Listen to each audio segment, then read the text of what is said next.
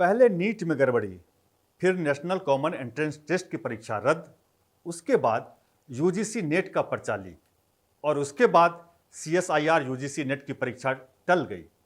एक के बाद एक लगातार 4 इम्तिहानों में गड़बड़ी, पर्चा लीक या किसी अज्ञात वजह से अधर में लटका छात्रों का भविष्य।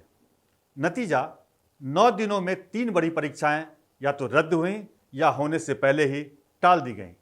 ऐसा पहली बार है जब परीक्षा देने वाले के बजाय परीक्षा लेने वाले लगातार फेल होते रहे। शायद यही वजह है कि एक के बाद एक हो रही इन घटनाओं की वजह से देश में एंटी पेपर लीक कानून को आधी रात को लागू कर दिया गया।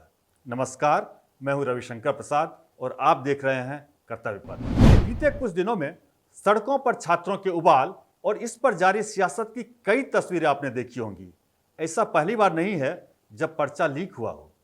पर्चे पहले भी लीक होते थे और बिना किसी शोर शराबे के छात्र इसे अपनी नियति मान चुप रहते थे, लेकिन जागरूकता बढ़ी और सरकार से उम्मीदें भी।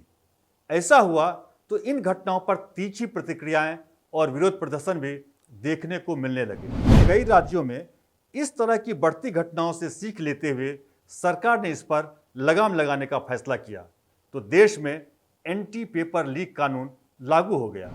एंटी पेपर लीक कानून, जिसे public examination prevention of unfair means act 2024 नाम दिया गया है, उसे केंद्र सरकार ने नोटिफिकेशन जारी कर शुक्रवार यानी 21 जून की आधी रात से लागू कर दिया।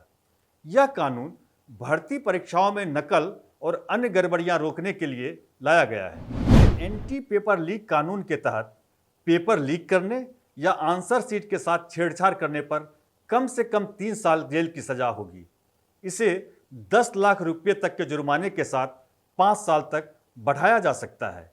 जिन लोगों की जिम्मेदारी परीक्षा कराने की है, अगर वो दोषी हुए तो उन पर 1 करोड़ रुपये जुर्माना लगेगा। साथ ही अगर सर्विस प्रोवाइडर ही गड़बड़ी में शामिल मिला तो उससे परीक्षा की लागत वसूली जाएगी।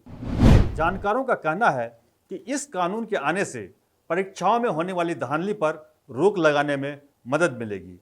इससे पहले केंद्र सरकार और जांच एजेंसियों के पास इन गड़बड़ियों से निपटने के लिए अलग से कोई ठोस कानून नहीं था। ये कानून इसी साल 6 फरवरी को लोकसभा और 9 फरवरी को राज्यसभा से पास हुआ था। राष्ट्रपति द्रौपदी मुर्मू ने 12 फरवरी को बिल को मंजूरी देकर इसे कानून में बदल दिया। इस कानून के दायरे में यूपीएससी, एसएससी, रेलवे भर्ती बोर्ड, बैंकिंग और एनटीए की परीक्षाएं शामिल होंगी। केंद्र के सभी मंत्रालयों, विभागों की भर्ती परीक्षाएं भी इस कानून के दायरे में होंगी। इसके तहत सभी अपराध संज्ञेय और गैर जमानती होंगी।